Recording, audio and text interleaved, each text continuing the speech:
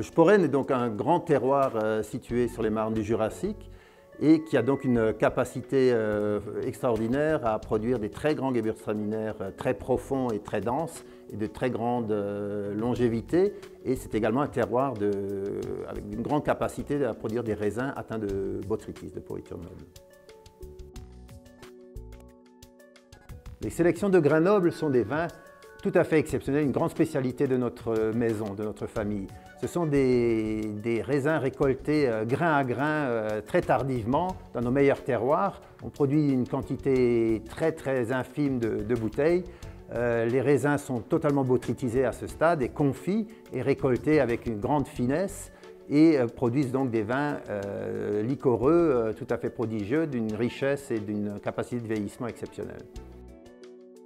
Mon rôle avec la 13e génération sera d'accompagner le domaine vers une conversion en bio, déjà entamée il y a quelques années. Dans le cas des vins de surmaturation, donc vendange tardive et sélection de grains nobles, les raisins sont bien évidemment récoltés très tardivement, 5-6 semaines après le début des vendanges, par tri successives. Et à ce moment-là, ces raisins vont produire des jus de raisin extrêmement concentrés qui vont mettre très longtemps à fermenter, vraiment très lentement. Et lorsqu'on considérera que l'équilibre sucre-alcool est atteint, les vins seront ensuite soutirés et mis en bouteille d'une manière classique.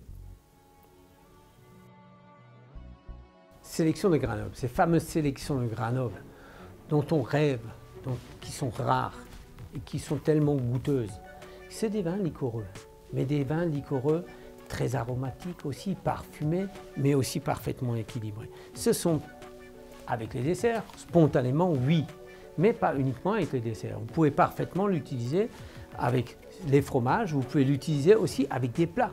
Après 10 ou 15 années, c'est un vin exceptionnel. Et c'est à ce moment-là où que le sucre est intégré, vous pouvez l'exploiter avec par exemple, avec un canard au pruneau, éventuellement un perdreau au raisin. Et là, vous allez découvrir des sensations qui vont vous surprendre.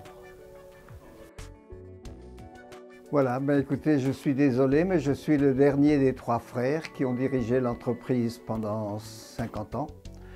Mon père et son frère l'ont dirigé à la génération d'avant, mais c'était surtout mon grand-père Émile qui était le plus battant, qui a réussi à refaire le vignoble alsacien après la guerre de 14, quand il était question d'hybride et que lui ne poussait que les vieux cépages, les Riesling, les Gewürztraminer, les Pinot Gris.